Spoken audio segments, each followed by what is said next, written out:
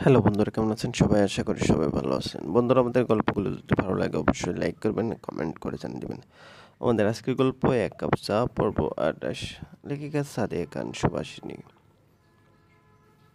তাজবিদে তাজদিদের বাবার ইচ্ছে ছিল তাজদিদের বায়োলজিক্যাল মায়ের বোনের মেয়ের সাথে তাজদিদের বিয়ে দেওয়া। সে সরাসরি না বললেও মাঝে মধ্যে তাজদিদকে কথার ছলে বলেছিল। একমাত্র এভাবেই তাদের সাথে পুনরায় একটা সম্পর্কে জড়ানো যাবে। কিন্তু তাজদিদ এভাবে সাগরিকা পাগলামোতে মদ চাইবে সে বুঝে উঠতে পারেনি। সে চেয়েছিল তাজদিদের সাথে খুব দ্রুত এসবে কথা বলবে, কিন্তু তার ছেলে তাকে নিরাশ ছাড়া কিছুই করেনি। আপনি এইসব নিয়ে এখন আফসোস করছেন, অথচ মৌসুমীর সাথে বিয়েতে তো মত ঠিকই দিয়েছিলেন। তাজদিদের মায়ের কথাই সে বলল। আমি তখনও কথাটা বলতে চেয়েছিলাম, কিন্তু মায়ের উপর দিয়ে কথা বলার সাহস হয়নি। এখন আপনার মায়ের কথার উপর দিয়েই কথা হয়েছে। তাছাড়া ওরা যদি সুখে থাকে, আমাদের কি সমস্যা? সাগরিকার বাবা তো সব জানতো, যে কেন অনুমতি দিল।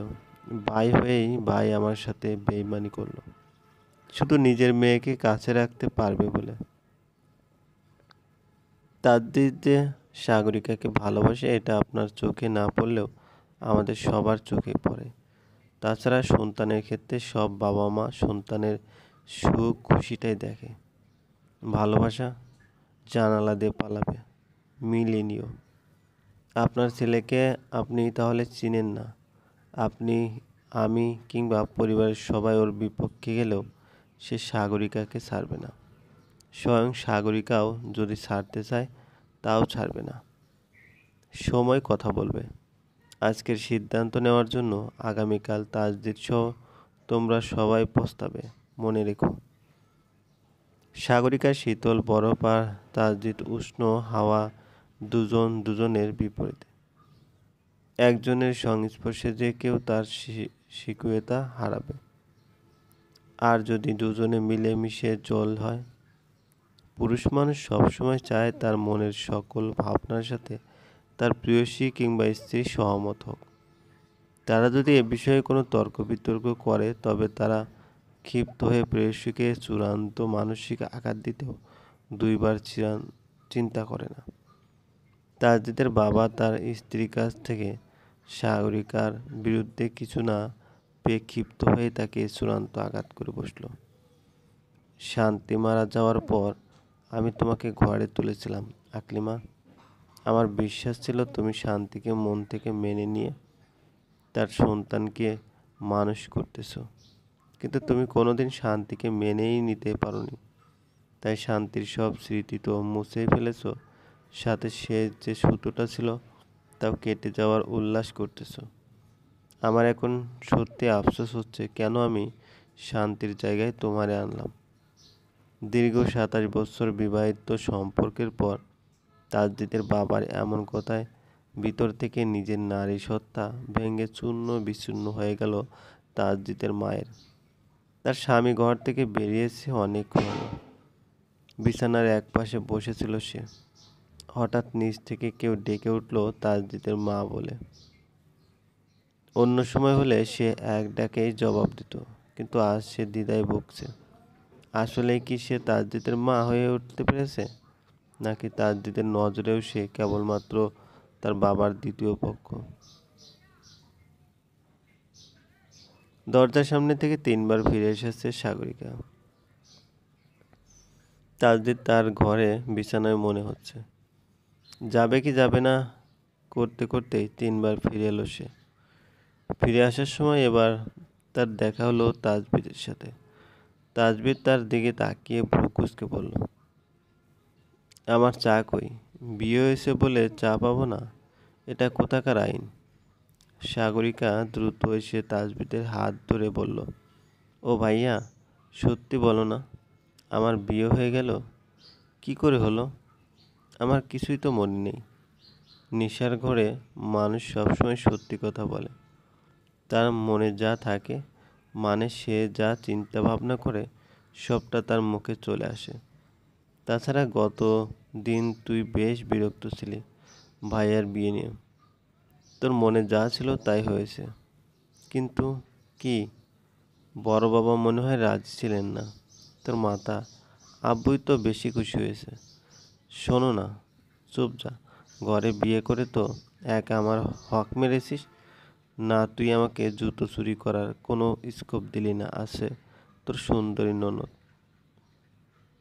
এর জরিমানা তোকে দিতে হবে। কি জরিমানা হয়েছে? আমি কি করেছি? তোমরা বিয়ে দিলে কেন? আশ্চর্য! তুই কার কাছ থেকে ট্রিট নিব? ভাইয়াকে দুলাভাই ডাকবো? নিজের ভাইয়ের জুতো চুরি করাবো? সত্যি আমার বিয়েটা হয়ে গেল, শাড়ি পরা হলো না, মেহেদি দিলাম না, ফটো সেশন হলো না। আমি কি করে নিজের ভাবি হয়ে গেলাম? তাই বলে আমি তোকে ভাবি ডাকতে পারবো না। সাগরিকার মন খারাপ ও মন ভালো হয়ে গেল। সে তাজবিদের দিকে কড়া চোখে তাকিয়ে বলল, বেয়াদব ছেলে, আমি তোমার বড় না? আমাকে তুই করে বলছো? দেব কান মলে। সাগরিকা তাজবিদের কান মনে দিতে যাচ্ছিল, সেই মুহূর্তে পিছন থেকে তাজদিদ বলল, কি করছিস তোরা দুজন? তাজ, সাগরিকার শরীর ভালো না, ওকে জ্বালাস না। আর এই তুই ঘরে আয়। তাজদিদ ঘরে চলে যেতেই সাগরিকার কানের কাছে মুখ নিয়ে তাজদিদ বলল, ভাবি, ও ভাবি, যাও না ঘরে, তোমার বর যে অপেক্ষা করে। সাগরিকা কপট রাগ দেখাতে তাজদিদ বলল, বারবার ঘুঘু তুমি খেয়ে যাও ধান, এইবার ঘুঘু তোমার প্রদীপে পড়ান। হা হা হা, শয়তানের খেলা। ঘরে ঢুকে সাগরিকা দেখলো তাজদিদ ওয়াশরুম থেকে ফ্রেশ হয়ে বেরিয়েছে। তার গা দিয়ে টুপ টুপ করে পানি পড়ছে। চিবুক গড়িয়ে পানি পড়ার দিকটায় দেখাতেই সাগরিকার হঠাৎ পানির তৃষ্ণা পেল। হঠাৎ অনুভব হলো তৃষ্ণা তার গলা ফেটে গেছে। পানির গ্লাসের দিকে হাত বাড়াতেই তাজদিদ ফ্রেশ হয়ে সাগরিকা চুপচাপ চলে গেল। ওয়াশরুমের ভিতরে গিয়ে সে দরজা লাগিয়ে কিন্তু ভাগ করে দেখার চেষ্টা করছে তাজদিদ করছে। চোরের মতন চুরি করে দেখতে গিয়ে সে হঠাৎ শুনতে পেল তাজদিদ বলছে, দেখার ইচ্ছা হলে বাইরে বেরিয়ে এসে দেখতে পারে। ওয়াশরুমের ভিতর থেকে দেখার কোনো দরকার নেই। তাজদিদের কথায় সাগরিকা সে ধূপ করে ওয়াশরুমের ফ্লোরে বসে পড়েছে। সামিলার শরীর কিছুটা ভালো হলে সে সিনহাকে ধরে মরা কান্না শুরু করে এবং তার পাশে বসে থাকে তাকে সান্ত্বনা দেওয়ার চেষ্টা করছে। সামিলা এখনো বিশ্বাস করতে পারছে না তার মেয়ের সাথে এত কি হতো যদি তার ভিতরা সঠিক সময়ে না বোঝাতে পারত। ভয়ে হাত পা ঠান্ডা হয়ে আসে। মেয়ের জন্য হলেও তাকে বাঁচাতে হবে। মেয়েকে বুকে টেনে নিয়ে এসে মাফ করে দিস মা, আমি জানতাম আমি তোর জন্য সব করতে পারি, কারণ মা কখনো খারাপ চায় না, আমাদের কাউকে লাগবে না। আমি তুমি দুজন মিলে আমাদের সব হবে। সে কিছু না বলে অবাক চোখে মায়ের দিকে তাকিয়ে। গত দুদিনে সে কোনো কথা বলে কারোর সাথে ব্যথায় কাঁদে, চুপচাপ সব শুনতে পেয়েছে।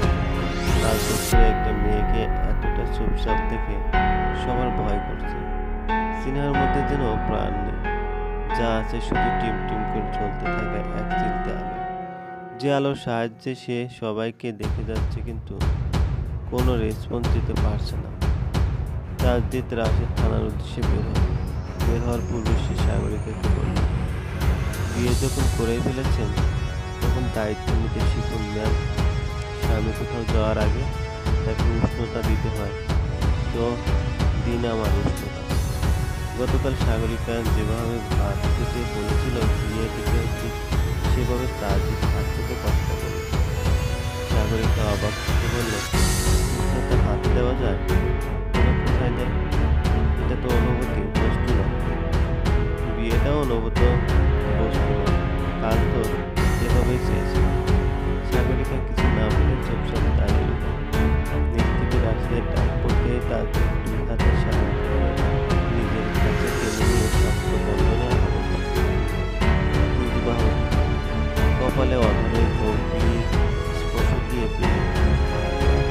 থানায় গিয়ে যখন চেনার বিষয় নিয়ে তারা তদন্ত পুলিশের সাথে কথা বলছিল, তখন জানতে পারলো থানায় গিয়ে যখন চেনার বিষয় নিয়ে তারা কর্তৃপক্ষ পুলিশের সাথে কথা বলছিল, তখন জানতে পারলো চেনার মামাতো ভাই স্বীকারোক্তিতে বলেছে কেউ একজন তাদের মোটা